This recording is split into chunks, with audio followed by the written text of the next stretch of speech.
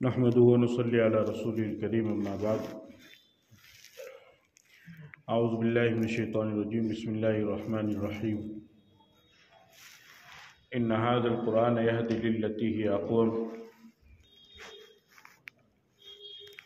وقال النبي صلى الله تعالى عليه وسلم خيركم من تعلم القرآن وعلمه او كما قال عليه الصلاة والسلام۔ میرے محترم بزرگوں اور دوستو،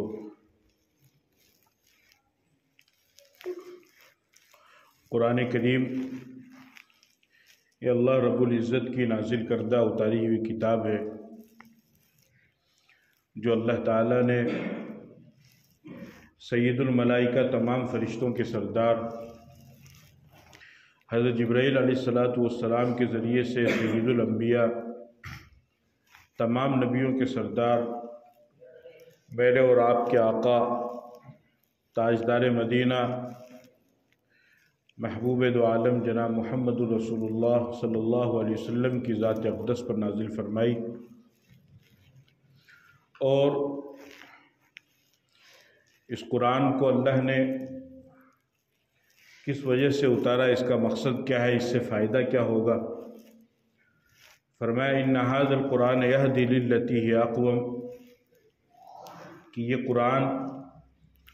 لوگوں کے لیے ہدایت کا ذریعہ بنتی ہے، قوموں کے لیے ہدایت کا ذریعہ بنتی ہے۔ اس آیت سے یہ بات معلوم ہوتی ہے کہ قرآن کریم جو اللہ کی برگزیدہ اور پاکیزہ کتاب ہے، یہ تمام انسانیت کے لیے رشد و ہدایت کا ایک پیغام لے کر آئی ہے، اور تمام انسانیت کے لیے رشد و ہدایت کا ذریعہ ہے۔ یہ صرف مسلمانوں کی رہبری یا مسلمانوں کی ہدایت کے لیے یہ کتاب قرآن کریم نہیں ہے، بلکہ جو بھی انسان وہ چاہے کسی بھی مذہب سے تعلق رکھنے والا ہو، کسی بھی مذہب کو ماننے والا ہو، وہ یہودی ہو یا عیسائی ہو یا غیر مسلم ہو یا بتوں کی پرستش کرنے والا ہو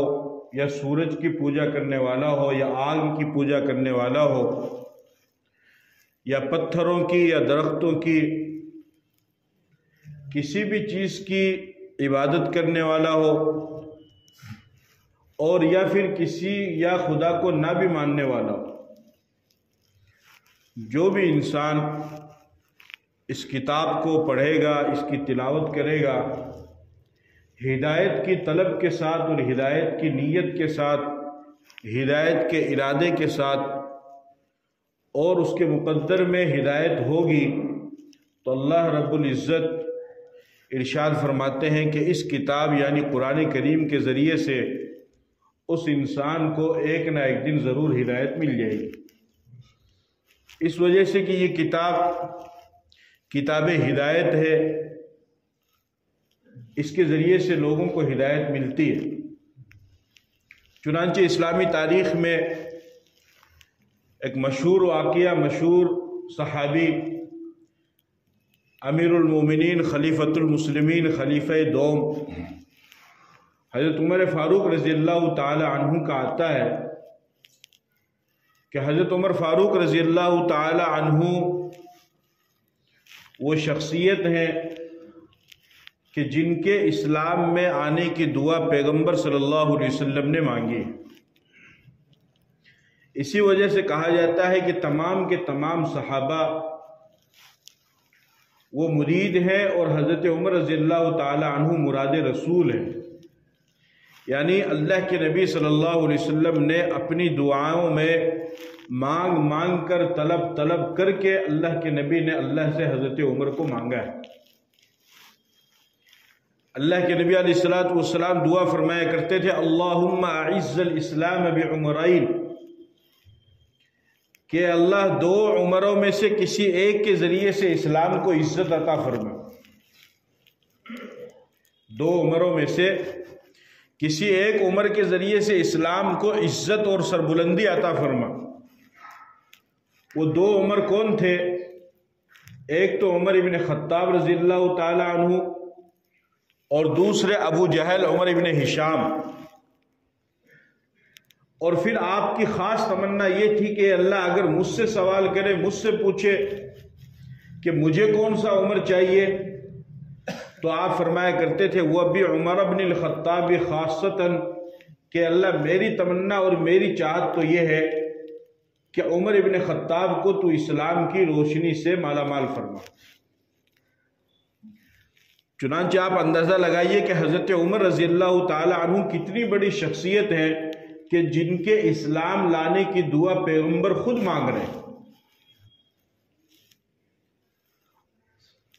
اور ان کے اسلام لانے کا واقعہ بھی بڑا عجیب ہے، اور خود قرآن کریم ہی ان کے اسلام میں آنے کا اور ہدایت پر آنے کا ذریعہ بھی بنا۔ چنانچہ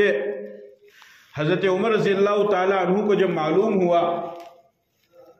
وہ سنا کرتے تھے، مجلسیں لگا کرتی تھی، آپس میں میٹنگ ہوا کرتی تھی، لوگ بات کیا کرتے تھے کہ محمد نامی ایک شخص آیا ہے جو تمام قریش مکہ کو، کفار مکہ کو یہ کہتا ہے یا ایھا الناس قولوا لا الہ الا اللہ تفلحوا، کہ لوگو تم لا الہ الا اللہ کہو تم کامیاب ہو جاؤ گے۔ وہ معبودان باطلہ کو چھوڑ کر ایک اللہ کی عبادت کرنے کے لیے لوگوں کو کہتا ہے، جبکہ ہم نے ہزار سال سے اپنے باپ داداؤں کو انہی معبودان باطلہ کی پرستش کرتے ہوئے، عبادت کرتے ہوئے دیکھا ہے۔ اب وہ یہ کہتا ہے کہ تم بھی گمراہی میں ہو اور تمہارے آباء و اجداد بھی گمراہی میں تھے، اور وہ یہ کہتا ہے کہ ایک وحدہ لا شریک لہ کی عبادت کرو، اس کے علاوہ کسی اور کی عبادت مت کرو۔ یہ تذکرہ بار بار چلتا تھا، حضرت عمر ابن خطاب رضی اللہ تعالی عنہ بھی اس تذکرے کو سنا کرتے تھے۔ جب ایک مرتبہ سنا، ان کا موڈ خراب ہوا، ننگی تلوار لی اور ارادہ کیا اور کہا کہ آج جاتا ہوں، نعوذ باللہ محمد کو قتل کروں گا، نہ رہے گا باس نہ بجے گی بانسری، اور یہ سارا قصہ ہی مٹ جائے گا۔ یہ روز روز کا جو جھنجٹ چل رہا ہے یہ ساری چیزیں ہی ختم ہو جائیں گی۔ چنانچہ اسی غصے میں اپنے گھر سے نکلے، راستے میں ایک صحابی سے ملاقات ہوئی، حضرت نعیم رضی اللہ تعالی عنہ سے۔ انہوں نے دیکھا کہ عمر آ رہے ہیں، ننگی تلوار لیے ہوئے ہیں اور سخت غصے کی حالت میں ہے۔ انہوں نے پوچھا کہ خیر تو ہے، آج اتنی غصے کی حالت میں کہاں جا رہے ہو؟ تو فرمایا کہ سنا ہے کہ محمد نامی کوئی شخص ہے جو ہمارے خاندان کے درمیان، ہمارے پریوار اور رشتہ دار کے درمیان دوریاں پیدا کر رہا ہے، اور ہمیں اپنے آباء و اجداد کے طریقے سے ہٹ کر کے ایک وحدہ لا شریک لہ کی عبادت کے لیے کہہ رہا ہے۔ آج جاتا ہوں، اس کا سر قلم کر کے ہی دم لوں گا، اور یہ سارا قضیہ اور سارا یہ قصہ ہی ختم ہو جائے گا اور یہ جھگڑا ہی مٹ جائے گا۔ حضرت نعیم رضی اللہ تعالیٰ عنہ نے جب یہ بات سنی تو انہوں نے فرمایا کہ تم محمد کی خبر بعد میں لینا، پہلے اپنی بہن کے گھر جاؤ، تمہاری بہن فاطمہ اور تمہارے بہنوئی وہ خود مسلمان ہو چکے ہیں۔ جب یہ بات انہوں نے سنی کہ محمد کا مشن اور محمد کی دعوت اور محمد کا پیغام خود ہمارے گھر کے اندر داخل ہو گیا ہے،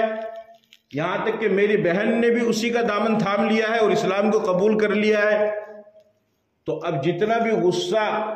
حضور صلی اللہ علیہ وسلم کے بارے میں تھا وہ سارا کا سارا غصہ پلٹ کر کے بہن کی طرف چلا گیا۔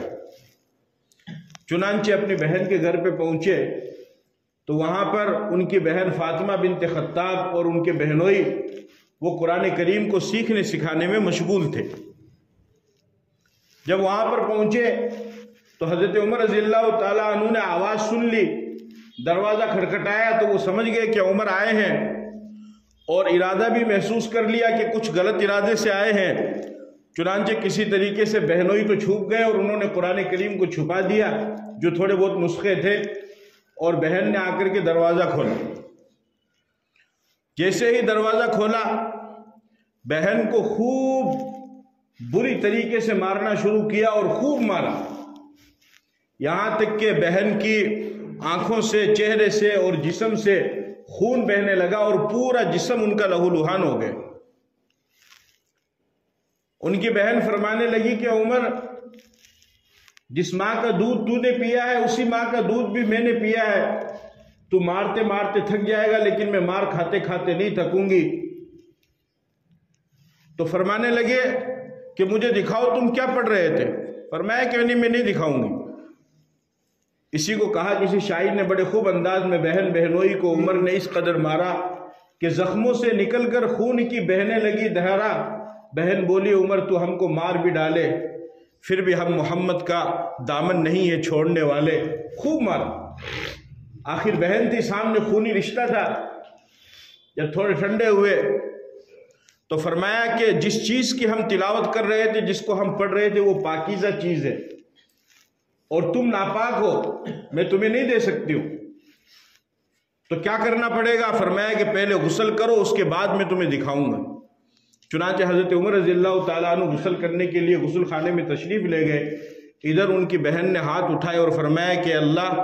اس کے ظاہری جسم کو پاک صاف کرنا میرے بس میں تھا، وہ میں نے کر دیا ہے، اب اس کے اندرونی باطنی جسم کو، اس کے دل سے کفر و شرک کی گندگی کو نکالنا، یعنی اس کو ہدایت دینا صرف اور صرف تیرے ہاتھ میں ہے، وہ کام تو کر دے۔ چنانچہ جب غسل کر کے فارغ ہوئے تو ان کی بہن نے وہ سارا نقشہ قرآن کریم کے وہ جو صفحات تھے ان کو ان کے سامنے پیش کیا۔ سورہ طٰہٰ کی چند آیتیں، طٰہٰ ما انزلنا علیک القرآن لتشقی الا تذکرۃ لمن یخشی، ان کو آیتوں کو پڑھتے رہے اور دل ان کا نرم ہوتا گیا اور فرمانے لگے کہ مجھے لے کے چلو محمد کے پاس، میں بھی جانا چاہتا ہوں۔ چنانچہ حضور صلی اللہ علیہ وسلم صحابہ کرام کو دار ارقم میں جو 40 کے قریب مسلمان ہوئے تھے، ان تمام کو قرآن کریم سیکھنے سکھانے میں مشغول رہتے تھے اور وہیں پر سیکھنا سکھانا ہوتا تھا، گویا کہ وہ ایک طرح سے مدرسہ تھا۔ حضرت عمر رضی اللہ تعالی عنہ جب تشریف لائے تو کسی نے بتایا کہ حضرت عمر آ رہے ہیں اور ننگی تلوار ان کے ہاتھ میں، اور ارادہ کچھ اچھا سا نہیں لگ رہا ہے۔ آپ نے فرمایا گھبرانے کی کوئی بات نہیں ہے۔ جب حضرت عمر قریب پہنچے تو آپ علیہ الصلوۃ والسلام نے حضرت عمر کے گریبان کو پکڑا اور فرمایا کیا اب بھی وقت نہیں آیا ہے؟ یعنی کیا اب بھی صحیح رستے کو پکڑنے کا اور حق کو اختیار کرنے کا وقت نہیں آیا ہے؟ حضرت عمر نے فرمایا کہ یا رسول اللہ آ چکا ہے۔ چنانچہ آپ علیہ الصلوۃ والسلام نے ان کو کلمہ پڑھایا اور کلمہ پڑھا کر کے ان کو دائرہ اسلام میں داخل کیا۔ صحابہ کرام کا یہ معمول تھا کہ جب کوئی مسلمان ہوتا تو نعرہ تکبیر لگایا کرتے۔ حضرت عمر رضی اللہ تعالی عنہ جب مسلمان ہوئے تو اس قدر زور سے صحابہ کرام نے نعرہ تکبیر لگایا کہ پورے مکہ کی وادیاں اور پہاڑ گونجنے لگے اور تمام لوگوں میں خوشی کا ایک سما بن گیا، اس وجہ سے کہ حضرت عمر رضی اللہ تعالی عنہ بہادر اور شجاعت مند آدمی تھے، کسی سے ڈرتے نہیں تھے اور ان کے آنے کی پیغمبر دعا مانگا کرتے تھے اور صحابہ میں خوشیاں پھیل گئی۔ صحابہ میں جب خوشیاں پھیلی تو ابن ماجہ کی روایت ہے کہ حضرت جبرائیل علیہ السلام آسمان سے تشریف لائے اور فرمایا کہ یا رسول اللہ، کیا آپ اور آپ کے صحابہ عمر کے اسلام لانے سے خوش ہو رہے ہیں؟ یعنی زمین والے خوش ہیں؟ آپ نے فرمایا کہ ہاں، ہم زمین والے عمر کے اسلام لانے سے خوش ہیں۔ تو حضرت جبرائیل نے فرمایا کہ میں آپ کو ایک پیغام دینا چاہتا ہوں، استبشر اہل السماء باسلام عمر کے اسلام لانے سے صرف آپ زمین والے نہیں بلکہ آسمان میں بھی دھوم مچی ہوئی ہے اور تمام صحابہ، تمام فرشتے وہ خوشی میں ہیں، مستی میں ہے کہ آج عمر اسلام لا چکا۔ چنانچہ اس سے بہت فائدہ بھی ہوا، چونکہ چھپ چھپ کر کے سیکھنا سکھانا اور کام نماز عبادت وغیرہ ہوا کرتی تھی۔ حضرت عمر رضی اللہ تعالیٰ عنہ نے فرمایا کہ یا رسول اللہ، یہ بتائیے آپ جس دین کو لے کر آئے وہ حق ہے یا نہیں؟ آپ نے فرمایا کہ وہ تو حق ہے، اس میں تو کوئی شک نہیں ہے۔ تو فرمایا آج سے دار ارقم میں نہیں بلکہ کعبہ میں عبادت ہوگی۔ اور پھر اعلان کیا مکہ میں کہ جس کو اپنے بچے یتیم کروانے ہو، اپنی بیوی کو بیوہ کروانا ہو اور اپنے ماں باپ کو بے سہارا کروانا ہو تو وہ آ کر کے روک لے، ہم تو عبادت کعبہ کے اندر ہی کریں گے۔ چنانچہ حضرت عمر کے اسلام لانے سے یہ تقویت ملی کہ کھلم کھلا اس وقت عبادت ہونے لگی۔ تو حضرت عمر رضی اللہ تعالی عنہ کوئی معمولی آدمی نہیں، بہت بڑا آدمی ہے۔ آپ علیہ الصلوۃ والسلام نے فرمایا لو کان بعدی نبی لکان عمر، اگر میرے بعد نبوت کا دروازہ کھلا ہوا ہوتا تو عمر کو نبی بنایا جاتا، لیکن چونکہ میں آخری نبی ہوں، میرے بعد نبوت کا سلسلہ ختم، تو اب عمر بھی نبی نہیں ہو سکتے ہیں۔ اتنا بڑا مقام کیا، یعنی اگر نبوت کا دروازہ کھلا ہوتا تو عمر کو نبی بنایا جاتا، اتنے زبردست آدمی۔ آپ علیہ الصلوۃ والسلام نے ارشاد فرمایا کہ عمر ما لقیک الشیطان سالکا فجا الا سلک فجا غیر فجک، فرمایا کہ عمر جس رستے سے تو چلتا ہے تو شیطان بھی اس رستے کو چھوڑ دیتا ہے، یعنی اتنا خوف، شیطان بھی اس رستے کو چھوڑ دیتا ہے۔ اور تقریباً 17 یا 22 مقامات ایسے ہیں کہ جہاں پر حضرت عمر نے ایک رائے پیش کی، اللہ نے ان کی رائے کے مطابق ہی فیصلہ اتارا اور اسی کو اللہ نے حکم دے دیا۔ مقام ابراہیم پر نماز پڑھنے کے سلسلے میں اور ازواج مطہرات کو پردہ کرانے کے سلسلے میں، اسی طریقے سے بے شمار ایسے واقعات مقامات آئے کہ جہاں پر حضرت عمر نے ایک رائے پیش کی، اللہ تعالیٰ نے اسی کو فیصلہ بنا کر کے اتار دیا۔ تو بہرحال میں نے آپ کے سامنے جو آیت تلاوت کی تھی وہ فرمایا اللہ نے ان ھذا القرآن یہدی للتی ہی اقوم، کی یہ قرآن ہے جس کے ذریعے سے لوگوں کو ہدایت ملتی ہے۔ تو ہمارا بھی یہ فرض ہے کہ ہم الحمدللہ پہلے ہی سے صاحب ایمان ہیں، مسلمان ہیں، ہم قرآن کریم کو سمجھیں، اس کو پڑھیں، اس کی تلاوت کریں، اس پر عمل کریں، اور جہاں کہیں پر بھی قرآن کریم کی تعلیم دی جا رہی ہو، چاہے وہ مدرسے کی شکل میں ہو یا مکتب کی شکل میں ہو یا مسجد کی شکل میں ہو، ان تمام جگہوں کو اپنے تعاون کے ذریعے سے مضبوط کرنا اور ان کی اعانت کرنا، ان کا تعاون کرنا، یہ سب ہماری ذمہ داری ہے۔ اللہ تعالیٰ مجھے اور آپ کو عمل کی توفیق عطا فرمائے۔ وآخر دعوانا الحمدللہ رب العالمین۔